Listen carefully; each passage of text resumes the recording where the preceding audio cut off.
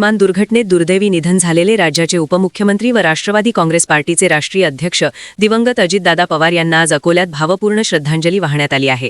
तर शहरातील स्थानिक पोलीस लॉन येथे आयोजित श्रद्धांजली सभेत अजितदादा पवार यांच्या कार्यकर्तृत्वाला अभिवादन करण्यात आले आणि यावेळी राजकारणासह प्रशासनावर मजबूत पकड, विकासाभिमुख दृष्टिकोन आणि सर्वसामान्यांची नाळ जोडलेले नेतृत्व अशी अजितदादा पवार यांची ओळख होती। अशा शब्दात उपस्थित मान्यवरांनी त्यांच्या आठवणींना उजाळा दिला। तर या श्रद्धांजली सभेला अजितदादांचे चाहते, नागरिक, विविध पक्षांचे नेते, पदाधिकारी व कार्यकर्ते मोठ्या संख्येने उपस्थित होते।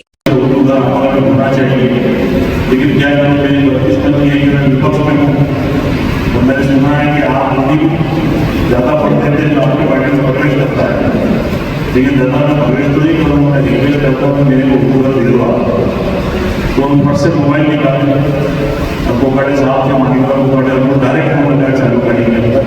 तो 24 घंटे के अंदर मेरे को सुनने को मेरे कामों में घोषणा आनी चाहिए कि आपने का अक्टूबर मंजूर हुआ और हुआ भी ऐसा कि पिछले दिन भी कॉम्प्लेक्स प्रोग्राम था उर्दू घर की उर्दू की शताब्दी मनाई जाएगी 50वीं साल की। तो वहाँ कोकाड़े साहब ने घोषणा करें कि मैं आपने के अंदर का अक्टूबर मंजूर करता हूँ। तो मेरी 24 घंटे के अंदर बोलने के बाद में दादा के बोलने के बाद में 17 करोड़ की निधि मंजूर हुई आपको उर्दू करने के लिए। तो बहुत बड़ा दादा का योगदान हमेशा रहेगा।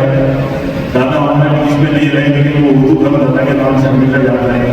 एक ऐसा व्यक्ति हुआ तो जिसने कभी जात पात नहीं देखी, कभी ये नहीं देखा हम कभी काम ये नहीं किया तो विपक्ष के यहाँ पर हो जब मैं तुम्हारी बात कैसी माना सबको लेके चलने वाला इंसान है हमारे बीच में नहीं रहा।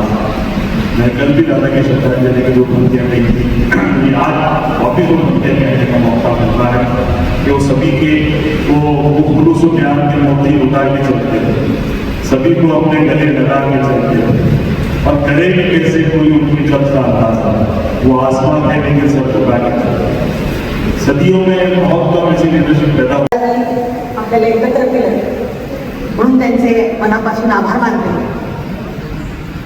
आणि काय बोलू राजू भैया, किती बोलू आणि कसं बोलू असं वाटतंय।